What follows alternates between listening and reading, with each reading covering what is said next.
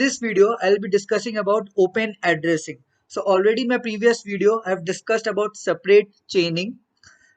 So basically, these are the techniques which is used to handle collisions in hashing. Okay. So in separate chaining, like we have created an empty table.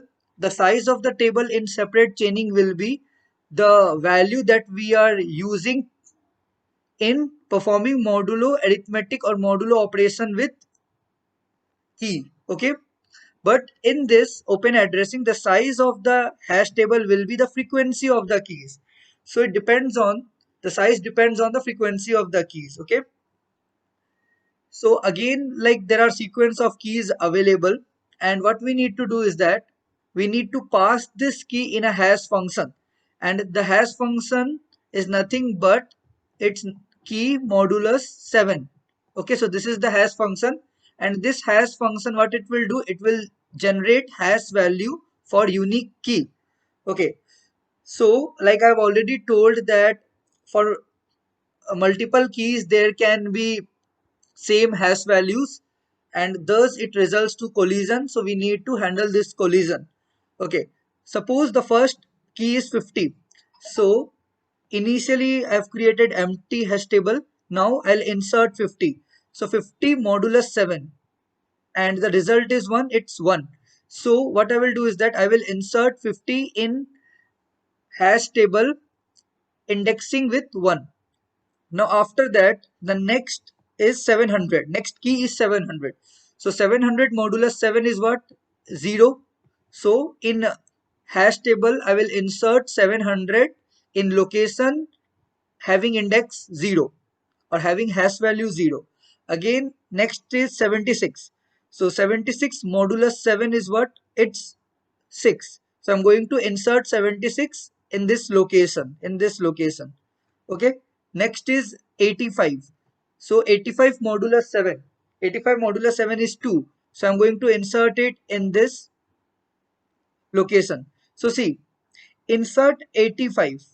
Okay, insert 85. So if we perform modulus operation with 7, so it will give what? It will give 1. So 85 modulus 7 is 1. But in cell location 1, we find that 50 is already inserted. Okay, 50 is already inserted. So what we have to do is that we have to search for the next empty slot to insert the value. Okay, so 85 we are going to insert it in this location. Okay, although 85 modulus 7 is 1, in the cell location 1 already we have filled it with key 50. So in order to handle this collision, we have to store 85 in next possible slot. Now next is 92. So if we perform 92 modulus 7, 92 modulus 7, the remainder is 1.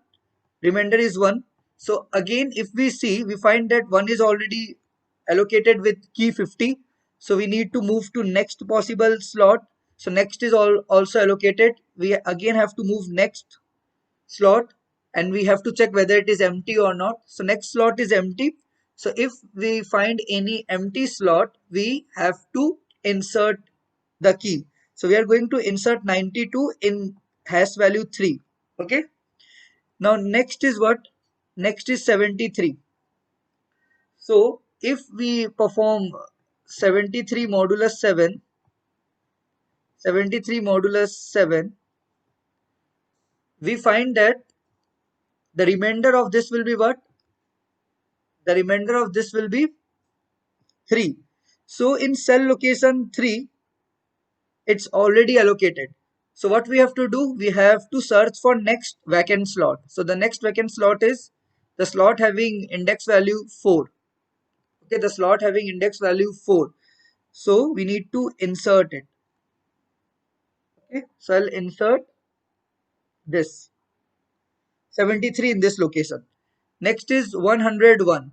So on performing modulus operation, we need to check the hash value, and if the hash value suffers collision, like if in that hash value already the data is allocated, we need to search for next vacant slot and we need to fill it.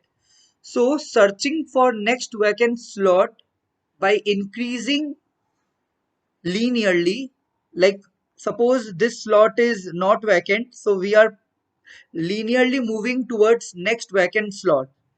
Okay, so 50, like suppose the key is resulting the hash value 1, so we'll access the location indexing 1 and we find that it is located, so we are linearly moving to the next slot and again we are checking whether it is empty or not, so it's not empty, so again I'll be moving linearly. So this type of method is known as linear probing. Okay, so open addressing is divided into two. One is linear probing and one is quadratic probing. So in linear probing, if slot is full, then try this formula. So this formula is nothing but moving linearly towards empty or vacant slot, okay, by increasing linearly. And if we are going to increase it in quadratic time, like in I square manner, suppose the first slot resulting in hash value 1, but this is already filled, so what we can do is that we can move in I square manner. In I square manner, from 1 we can move to 4. Like this we have to fill the key in next empty slot.